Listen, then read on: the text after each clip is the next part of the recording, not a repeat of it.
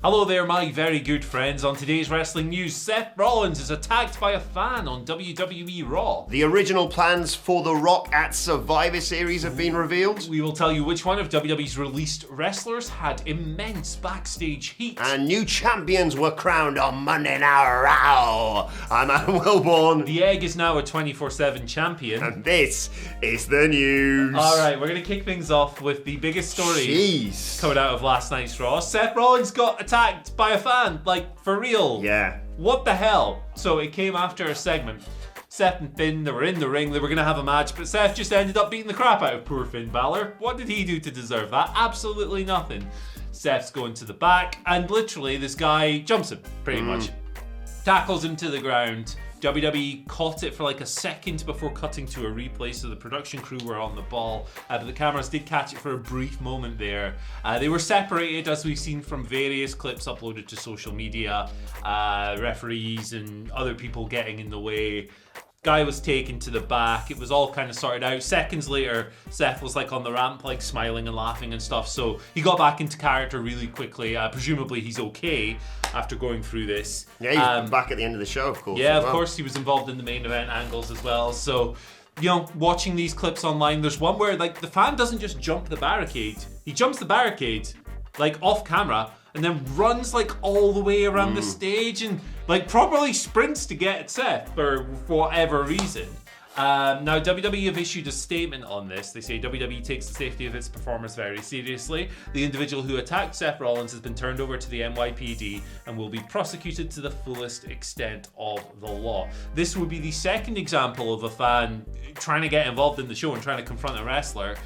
Chris Jericho, of course, faced somebody down until they were beaten up by Justin Roberts, of all people, at an AEW show back in July. You remember we covered that one. Stance is always the same. This is moronic. Yes. It's what a unbelievably stupid thing to do. You pay all that money to go to the show, you jump the barricade, you make yourself into just an example doing something like this. And obviously the most important thing is that Seth is okay. You notice when the guy like kind of tackled him, Seth immediately tried to put them in a face lock, put them in a guillotine or whatever it was to just subdue them and not do any damage to them at the same time. But yeah, I mean, this was wild, but I'm ultimately glad that it's being dealt with. As with most things, I'm Team Lance Storm on this one, who tweeted all about it saying, yeah, you didn't lay enough boots into him after you managed to drag him off Seth Rollins. What an idiotic thing to do.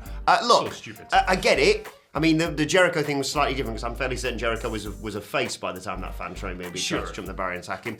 It's great to get that sort of reaction if you're Seth Rollins, from people being like, oh, you dickhead, why have you done that to Finn Balor? But no one should actually act upon it. You should shout and holler your abuse and make signs saying, oh, I bloody hate you. Yeah. But don't get involved in the action. Yeah, it's ridiculous. Dumbass. It's ridiculous. The invisible barricade and literal barricade.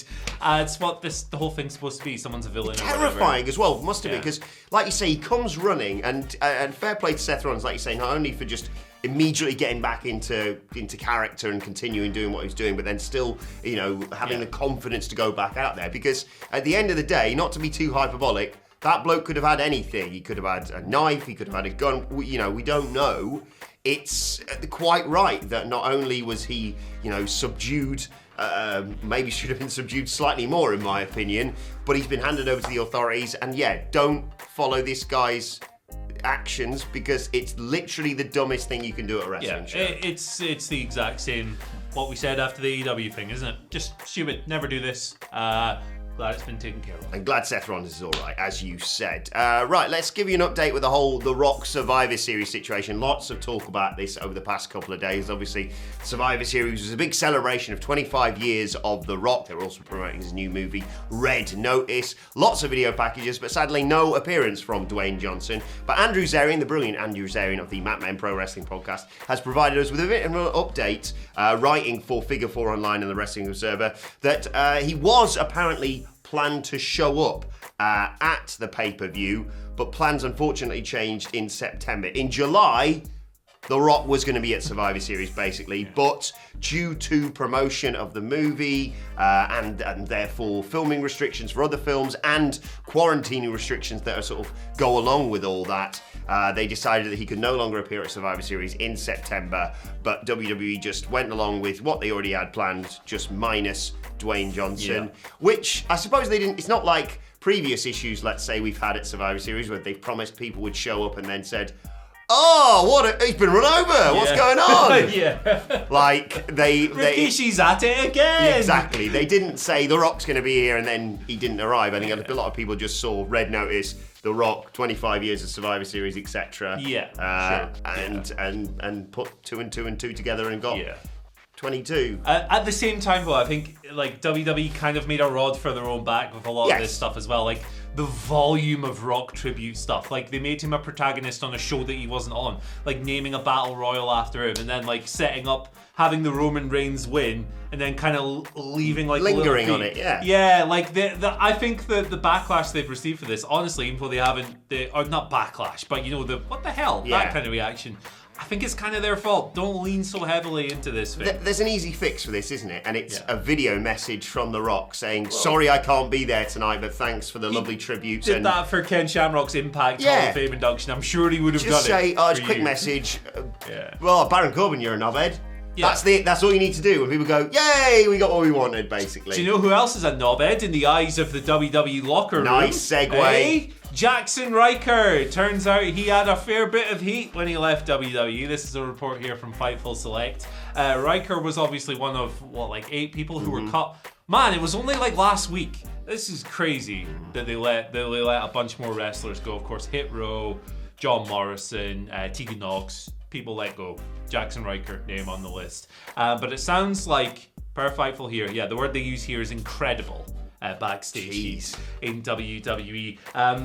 This dissipated for a while and he tried to keep a low profile, but the Wesley Blake and Steve Cutler were taken off television as a result of the tweet, you know what we're talking about, and then Riker ended up returning to TV before those guys. Seems to have lingered with people. It's rubbed some people the wrong way. They got Cutler and Blake, I guess, got like a level of residual heat for being associated with him, and the Forgotten Sons were split. All of that stuff, we've covered it before. One of Fightful sources stated that once it was clear that Riker wasn't getting over this summer following his split from Elias, and he really wasn't getting any kind of reaction from the live crowd, he faced a real uphill battle. And there were actually some people in the company who were surprised that he actually lasted until this round of releases. So he hadn't wrestled on Raw since September. Prior to that, he hadn't wrestled on Raw since July, so really sporadic use. He was mostly on main event up to that point. He'd been with WWE for 4 years at the time of his release. He's 39 years old. Look, we've covered the Riker tweet and everything else in the past. Our thoughts on that are pretty clear. Shouldn't have done it. Dumb thing to do. Using a situation as delicate as that, exploiting racial tension to further a wrestling catchphrase, as Kevin Owens called him out for. Real brain dead, numbskull move. You know, the thing I think is often neglected when people discuss Jackson Riker, he was kind of bland. Oh, yeah. Not particularly televisual, and he never got over to any particular level. And, look, I don't want to see anyone lose their jobs under these circumstances. Budget cuts, it's all garbage. Exactly. But, the guy's kind of an ass, and it seems like no one liked him. So there you go. Exactly. Like you say, we're never going to sit here and say, "Oh, this person should have been released instead of this other wrestler." You shouldn't do that either. That's a dumb thing to do. But yeah, I'm not surprised whatsoever by this story coming out. He sort of destroyed whatever push the Forgotten Sons were going to have, and then like the fact that he was still around and getting pushed and doing his own single stuff whilst Blake and Cutler were just sort of twisting in the wind and then eventually were released. No great surprise that this has left what you said was residual heat for him. But regardless of all that, regardless of the fact that I wasn't a huge fan of him wrestling either, best of luck to him in the future. Hopefully he can, he's assessed what he's done, realises where he did wrong, and hopefully he can reappear on our screens one way or another wrestling again very soon. So best of luck to Jackson Riker in the future there. Let's talk a little bit about Monday Night Raw. We had, I think, 4 championship matches last night. Hey, by the way, congratulations to Damian Priest retaining his title in where he's from. Because that doesn't really happen very often. Big E also defended the WWE Championship against Austin Theory in the main event, but we had 3 title changes, technically, I suppose. The 24/7 championship went from Reggie to Cedric Alexander to Dana Brooke, so congratulations to her now. But the big change I need to tell you about is the Women's Tag Team Championships. Unfortunately, they are no longer held by Rhea Ripley and Nikki ASH. They are now held by Carmella and Queen Zelina.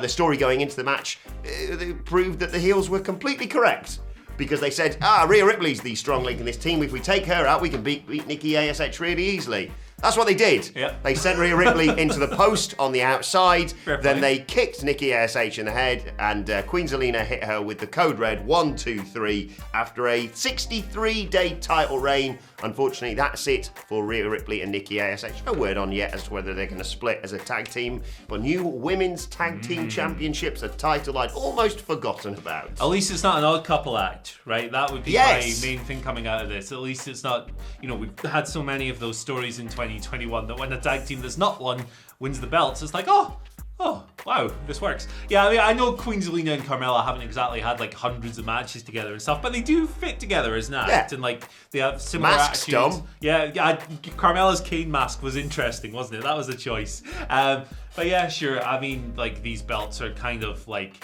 they don't get defended very often. They're not really presented in an important light. I assume they'll use this as a vehicle to split up Rhea and Nikki, maybe. We'll see if we head in that direction. But hopefully this free Rhea up for a big title win, maybe a world title win at WrestleMania, because she deserves it, and she's a strong contender to maybe win the Royal Rumble this year, I'd say. I hope so.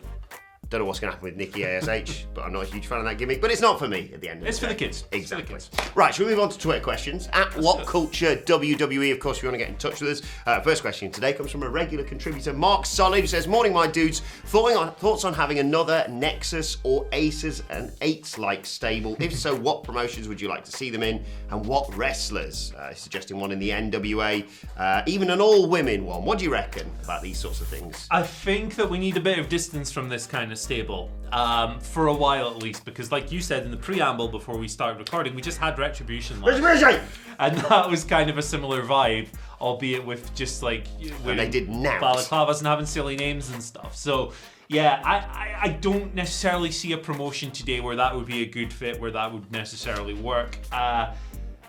Let's leave this kind of storytelling for a while, the rebellious taking over from within stable. It was great back in the day, but we've had enough of them, I think, over the past decade. Yeah, on the Raw review over the past few weeks, myself and the Dadleys have been sort of recapping the Aces and Eights storyline. We did the wedding, where of course Taz revealed himself to be a member. The classic wedding. Is it hard near, or is it me? He takes his jacket off and he's got the leather jacket on underneath. And then the Bully Ray reveal. Hulk, I fooled you, Brooke, I screwed you, or whatever it was. Or no, I used you and I screwed you. I think that's the quite right terminology. Pick whichever Hogan you want for that one. And you're never going to hear me complain about the Nexus because it's got my best friend Wade Barrett in. But I think you're absolutely right. Even if they wanted to do something in, I don't know, Impact, it's not going to happen in AEW. They're not going to do it in WWE anytime soon. I do like the idea of an all-women's one, actually, to be fair to Mark there. That's a nice suggestion, but I don't see it happening anywhere else. It feels like we've got like is it a moratorium? Is that the right word? I don't know. 12 months, none of this bollocks, basically. Yeah.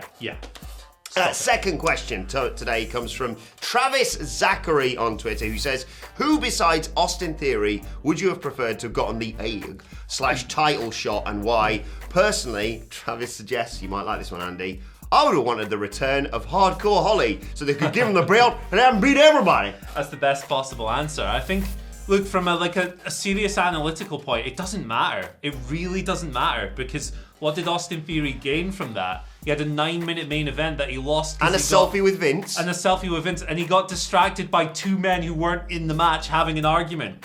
It's like, this stuff doesn't protect people in the finish. It just makes them look like goobers. So he walked in, he theoretically got a rub by stealing the and being in a segment with Vince. And then he lost and looked like a dork. Like, it did him no good. I don't think there's anyone good for this spot apart from Hardcore Holly, because if you give him the belt, he will beat everybody. Yeah, we were suggesting on the Raw preview podcast, WhatCulture Wrestling, wherever you get your podcasts from, that the person who could have stolen the egg was going to be R-Truth, because he thought it was made of chocolate, you silly bloody fool. It's not Easter, it's Thanksgiving. The only correct suggestion here is Titus O'Neil, because he deserves more appearances on TV because he's such a lovely bloke, and I'd love now to him to get a title shot. Not the world title, obviously. I'm not getting carried away with it. 24/7 title. Titus Worldwide Feud. Hello. Oh, Statistician versus leader. You know, LTST, long-term storytelling, baby. Nobody does it like the 24/7 division. Right, David, I'm going to butcher your surname here. David Japuntich. David, thank you for your question. Sorry, may have sent, I don't want to be too hyperbolic, the best question we've had this year. Okay? Ready, everyone. I want you all to answer this in the comments. David says, if you could steal a priceless artifact from a Dwayne Johnson film that he'd carelessly given away as a gift, what would you target? Danny DeVito. Does he count as a priceless artifact? He is in my world. He was. Can I offer you a... He was playing. Can I offer you Danny DeVito at this trying time? In the last Jumanji film, he just plays like a frail character, like an old guy, and it's like, Danny, come in from the cold, stay here forever. Also, the flying horse from Jumanji. Why not? What am I on about? How do you like a taste of the good life, you sack? No, Cleary suggested from Jumanji, Karen Karen, the ginger ones, abs, or just her, I suppose. But I'm going to pick the magic fish hook from Moana. Is it Maui he plays, where he can like use it to transform? Imagine that. Look, imagine if I could just go 3, 2, 1. Anything happen? Did I transform into anything different? No. No, I'm still just a lanky, specky ginger bellend. Well, we can dream. That's why I'd like it. But let us know in the comments, because I really like that as a question. Thank you for that, David. And let's finish up with today's and finally. And shout out to Romeo El Idolo on Twitter, because there was a nice video posted. We talked about some bad stuff that happened in Brooklyn, but they all sang happy birthday to Randy Orton's daughter, which... after all the bollocks we talked about with stupid idiots jumping the barrier and attacking wrestlers, it's just a lovely gesture, so I thought we could end on that note. Yeah, nice. Nice to wrap a video that began with some idiot fan attacking a wrestler. Nice moment. Cool. Look at this. Yes. What a story we've told. Yeah. WWE could learn from us. It's like Lord of the Rings, but without goblins. It's like Lord of the Rings, but good. But like Lord anime of the Rings, version. With the worst film series of all time. Have you read the cartoon, the manga cartoon? Honestly, that it came from, that was written by Bleach. There's a lot of things that me and Scott Tailford don't see eye to eye on, but this is number one with a bullet. He's got some toy Lord of the dolls, Rings sucks. He's got like a Gandalf toy doll. Lord of the Rings sucks. Mission Impossible is the greatest film franchise of all time. Fight me, comment section. The Hobbit is better.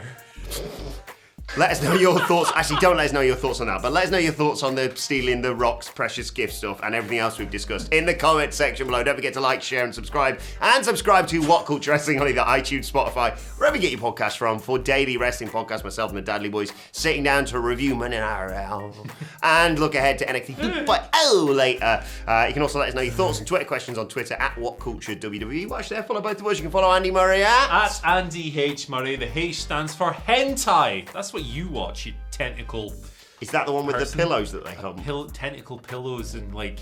It's a Wow. weird world. Honestly, this might get the most comments ever on a news video. I think it's like on Cartoon Network. At Adam Wilborn on Twitter. At WhatCultureWWE. Tickelodeon. Because it's tickling you with the tentacles. We know about this stuff. We do. My thanks to Andy Murray. Thank you for joining us. And we will see you soon.